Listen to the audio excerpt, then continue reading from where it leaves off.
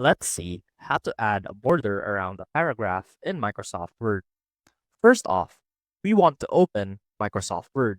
And as you can see right here, we have our document ready. Now, let's say that we want to emphasize a particular paragraph, which we also want to put a border around. So to do that, first highlight the paragraph or the section of text that you want to put a border on. So for example, we want to put a border around this paragraph right here, the one that we highlighted. And from here, click on Sign. Now from here, click on Page Borders. That should open up this window right here where you can edit and set the borders that you want. And make sure that you click on Borders instead of Page Border. And set this Apply to Paragraph.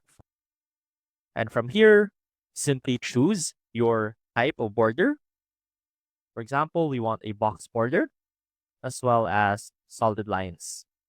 And to apply that to our document, simply click on OK, and that should apply the border to your highlighted section.